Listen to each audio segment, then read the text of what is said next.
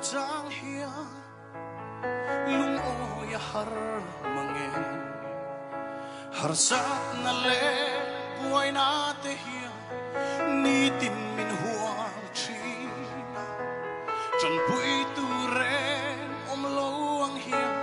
tin lung arum chi na lalpa pe sei na ero anung reng chi katanalpa chani o katana chani kakong te tluangi lang lo makse hey ka shereng minen kolchi min mangai tuani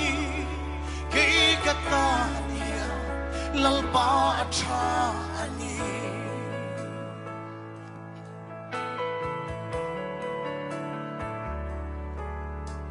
ilam hoi nang ngai tu i hoi san ngai lo fa i mutir chin i ngai sak sia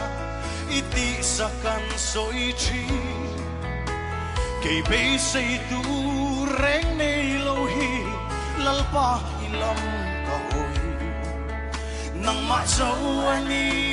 kan be say mei eng chu katanalpa chani o katana chani kakong te tluangi lang lo makse hey ka shereng minen kolchi min mangai tuani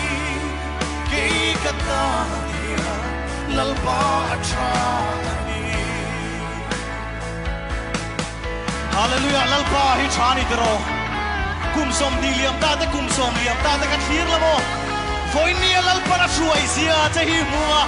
Lalpa hi chai ti ve hi karingani. Hallelujah. Nang malam chan tu te chan him lo ang ma se. Sadrakate imutir ka i chen chil na an chang kay bo lalpa hey ka tu per i ke pula hi chu chu lu hiani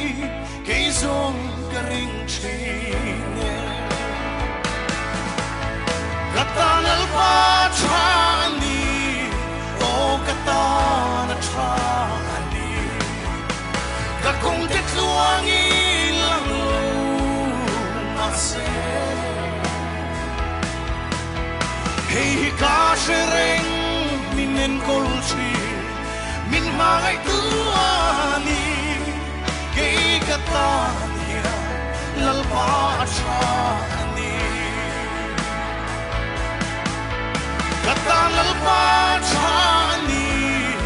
o katana chani kakong te tluangi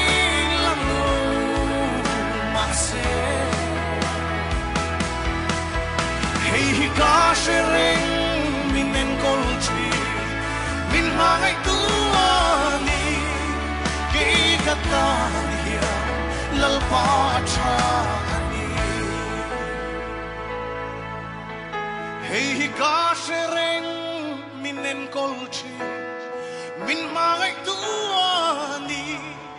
kay katania lalpa